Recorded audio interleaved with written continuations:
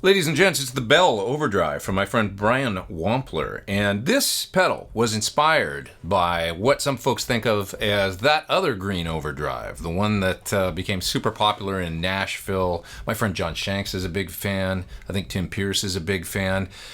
Transparent Natural Overdrive, that's kind of the name of the game here. Now that original other green overdrive that inspired this one, the original pedal, a lot of people see the green color and they might think, oh, it's a Tube Screamer clone or something, but it's not. It's completely different sound. Now, Brian Wampler actually has a terrific video. I'll put the link down in the video description so you can go check it out. All about exactly what's going on with that original pedal, frequency-wise, how it differs like completely, basically, from a Tube Screamer, and what makes it unique. And also what some of its sort of drawbacks might be, and what he was going for when he came out with his own version in the Belle. Now, I was looking on the Wampler website, and something else Brian mentioned is that some of the reissues of that original pedal from different eras, they can have kind of almost like a hi-fi type quality to them. So when you're turning up that single tone control to try and get a little more cut or upper mid-range bark or that kind of thing, what ends up happening is this kind of extended presence thing. And I've heard that before too. I turn it up and I'm getting like treble, but it's extending into the super highs and maybe not exactly what I wanted to hear. And the other thing that happens on the original pedals is they've got ample bass, which works great with, say, a Telecaster or a Stratocaster for sure on the bridge pickup. But if you want to use humbuckers, or maybe you want to get the gain up kind of high, it can be a little bit too much low end in certain situations. So with the Belle, Brian, I guess, attempted to address some of these things. So what you've got here is actually a control called the color control and then a separate bass control. So that aforementioned too much bass, you can simply turn that down, thin it out a little bit, and it can be perfect for, you know, hot single coils or humbuckers or high gain settings. And this one, while having a nice clear top end, I still found to have a nice smooth top end. It wasn't like too much or anything, or like too much of a hi-fi type sound. So I guess Brian's addressed that as well. So the color and bass controls, you've got those for tone control. Then of course you got like a drive or gain control. What do they call it here? Drive. And then you got a volume control.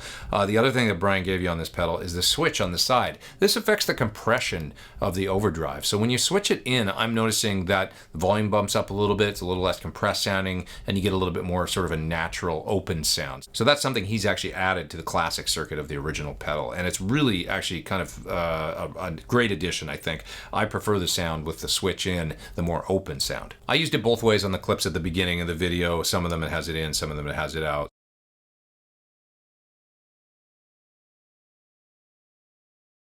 In the same sort of category as maybe the Timmy or Janray, in that it's got that smooth, is it distorted, is it not, kind of clipping sound to it, or distortion. You can use the pedal anywhere from almost like a colored clean boost on up to, like, when you're playing single notes, you can have some, you know, gain going there and a little bit of drive, but it doesn't really sound like it's distorted or anything like that, or heavily overdriven. It just sounds like fat clarity to the notes. And so I think you heard that on a couple of the guitar parts at the beginning of the video, like certainly the ones that started the song. I've got some drive going on those, and it still, in the mix, kind of doesn't really come off like overdrive. But I feel like the magic with this pedal, maybe what the Nashville guys really appreciate about it, is that middle ground where, you know, it's almost like a clean sound, but then if you were to solo it outside the mix, you're like, oh, there's definitely some drive, some edgy drive happening on there. So it's just kind of that magic elusive middle ground that it really captures well.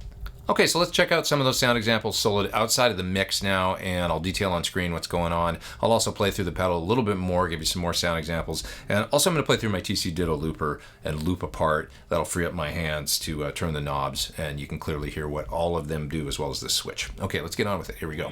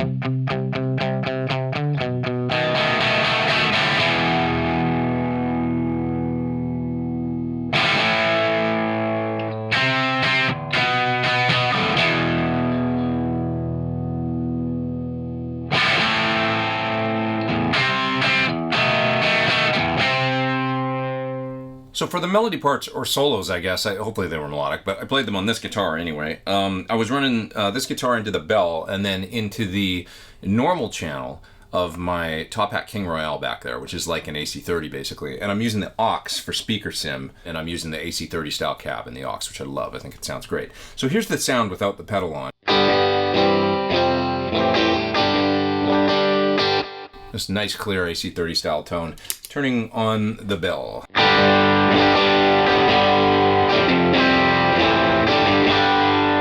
So I cut a part that sounded like this.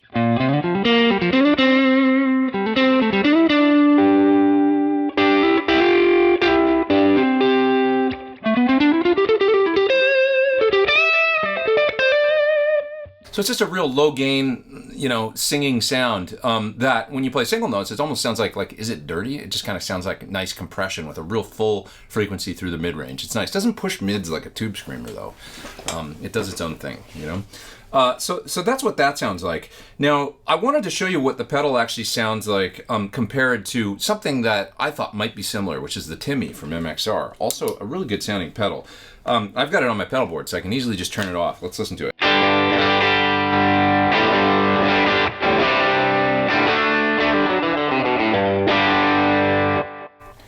And the Belle.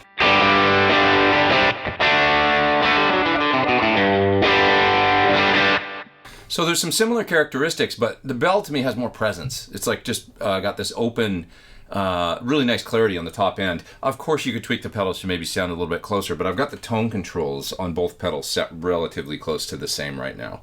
There's bass and treble on both pedals. Yeah, and so that's that, just for your own kind of knowledge there, the difference between the two pedals. Now, there's a switch on the side of this pedal, and this is one of the things that differs from the original version of this pedal, is this switch that affects the compression. And I've got it in right now, which is the less compressed setting, a little bit more open. So let's hear it once again on a chord. You can really hear the difference it makes with this switch.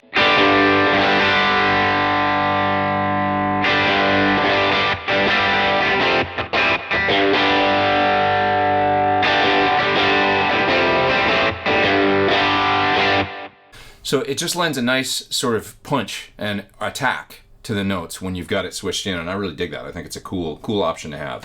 Right now I've got the gain on about 5 on the pedal, so I'm going to bring it up to about 3/4 the way up so you can hear how gainy it can get through a relatively clean sound with single coils.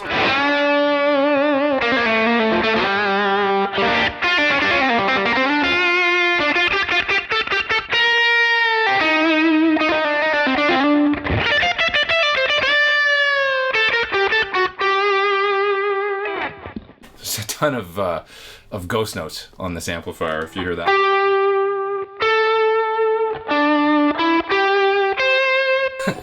All the ghosting underneath. For those that don't know, ghost notes are when you have low filtering on old style tube amps, which gives them a lot of their feel and their squish and a kind of cool sound, but it can lead to kind of a phantom note that happens underneath that just kind of, you know, is there. And I think it's part of the magic. Some people don't like it. It drives some people crazy. Anyways, that's the difference between the Belle and the Timmy, and then also just between the kind of mid-gain settings and higher gain settings. Of course, there's a ton of range there on the tone controls and stuff, so I'll hook it up to the looper now and turn the knobs and stuff like that, play a part so that you can really hear what the controls do.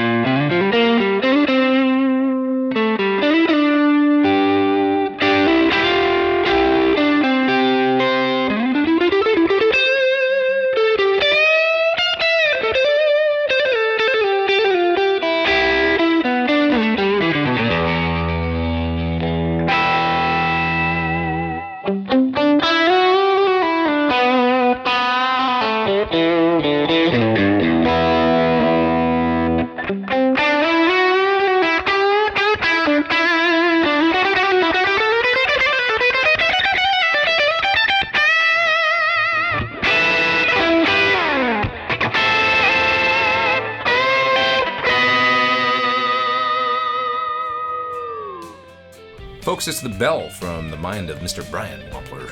It's a great sounding pedal. Great update to that classic other green overdrive circuit. And of course, it's in a mini pedal format, which is really nice too. It'll fit on just about any pedal board. Pop this in your gig bag, head down to the club in Nashville, get up on stage and rip some hot licks, and you'll be the talk of the town. Okay, no pedal will make that happen, but hey, if you get the tone in your hands, in your fingers, then this will be the icing on the cake. Click on the links in the video description below to take you to more info and more videos and stuff like that about the Belle from Wampler. And hey, please hit subscribe if you haven't. Hit the bell beside the subscribe. You'll get an alert when I put out new videos. Come back and see me real soon. I appreciate you watching my videos and being here, and I am Pete Thorn. Over now.